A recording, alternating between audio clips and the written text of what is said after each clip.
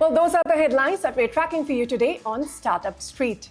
Now, Myntra and the makers of Sugar Cosmetics are joining forces to launch Molten Beauty, which is a Gen Z-focused brand at the intersection of skincare and makeup. The launch comes just ahead of the festive season and Myntra's festive season sale. But beyond the product itself, the partnership raises some questions about Myntra's potential strategic shift, the competitive landscape in India's fast-growing beauty segment, and of course, the impact of recent GST cuts on pricing and margins. To unpack all of this and more, I'm joined by Nandita Sinha, the CEO of Myntra, and Ritu Singh, the CEO and co-founder of Sugar Cosmetics. Nandita, Vinita, thank you so much for your time here on Startup Street. Nandita, I'll start with you about what exactly is the nature of this partnership? Is it a one-off collaboration, or should we see this as a larger strategic shift in your strategy?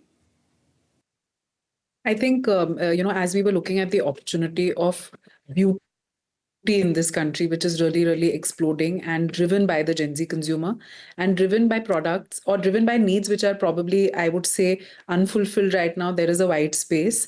And a lot of the brands have not been Gen Z first brands in the country.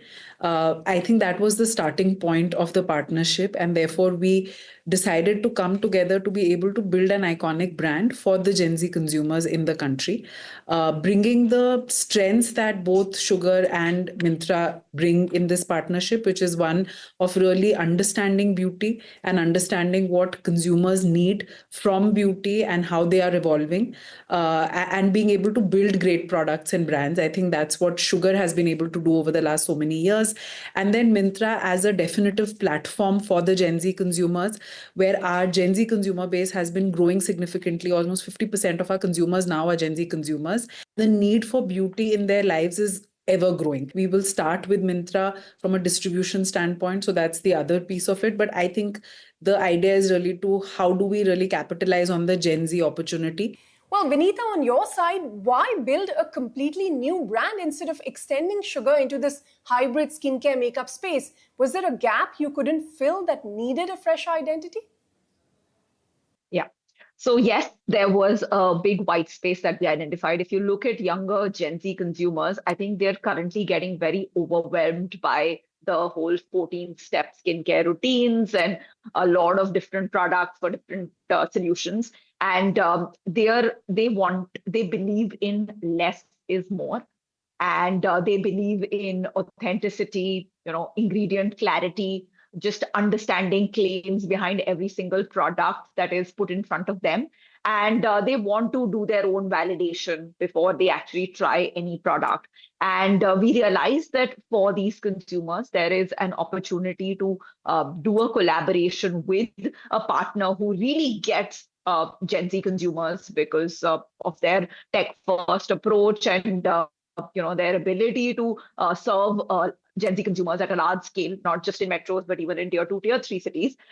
So we realized that with their understanding of the data, the consumer, our understanding of products, formulations, access to R&D and the labs, we can come together and have a brand which is very focused, which is neither skincare nor makeup. It sits in between. Well, Nandita, every brand out there is chasing the Gen Z, building for them. You've spoken about Myntra having 25 million Gen Z users. Tell us exactly what kind of opportunity this collaboration or this partnership presents for you, and how do you avoid cannibalizing or clashing with the existing clean beauty brands that are already on the Myntra platform? Sure. No, I think this year we will have 25 million in this calendar year, 25 million Gen Z customers who are transacting with us. And if you look at beauty consumption, also almost 45 to 50% of beauty consumption is coming from Gen Z consumers. I think what we are seeing in terms of the consumption is that consumers are wanting to really get products which are working for them and which are hardworking, I would say, in a way, but very gentle and soothing in nature. So there is this need for this multitasking product. Like Vinita said, I want to be skin first, but I want to have color, but I also want this product to be multitasking so that I don't have to go through that 14 skincare regime. And I think while consumers want this efficacy and delivery from the products, they are also looking at accessibility as a very important point, because they want products which are accessible from a price point perspective. So I think if you look at all of this coming together, there isn't really anything which exists in the market today. And therefore, we do believe that we have the opportunity to really reach out to the Gen Z consumers on the platform. Vinita, how are you positioning Molten's pricing so that it doesn't really undercut Sugar's existing line while also staying competitive? And are we going to see more pivots like this, more launches from Sugar along these lines? Yeah. So this is priced at a mass premium, the sweet spot that we've seen where Gen Z consumers, not just on Myntra, but on e-commerce, really shop. So the entire range is priced between 250 and 400 rupees. The idea is that younger consumers believe in making sure that they are getting value out of their products. Sugar continues to have relatively more masstige positioning. Products are in the range of 500 to 800 rupees.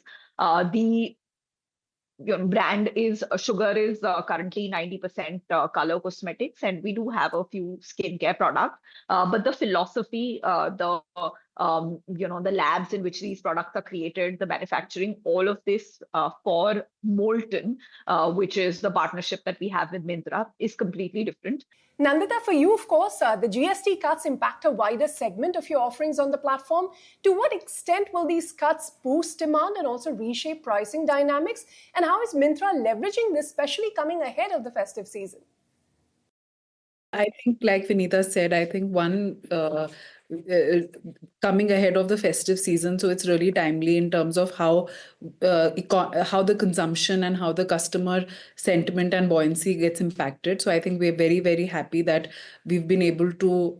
This has happened just at the start of the festive season or the beginning of the festive season. And again, I think while there are opportunities in our own categories where GST, there have been GST cuts and all of the benefits will be passed on to the consumer. But overall, I like Vinita said, I think consumption will see a boost because this is money in the hands of the consumer. So I would say that's how we are really looking forward to this. But Nandita, could you put any numbers to how much better this festive season could be in terms of sales and demand versus what we saw the last time around? If you look at how we plan for our festive season, we always plan for a bigger festive season than the previous year, and that is definitely going to be there. And with this GST boost, I think whether there are brands or sellers and the kind of consumption boost that will happen for these brands or sellers, I think we're looking forward for the entire ecosystem to really get that boost. So we've always, we are looking forward for a bigger and better festive season. And with this, I think this is going to help the entire ecosystem, whether it's consumers or brands or sellers. Well, Nandita and Vinita, it's been a pleasure chatting with both of you. Thank you so much for your time here today on Startup Street. Thank you.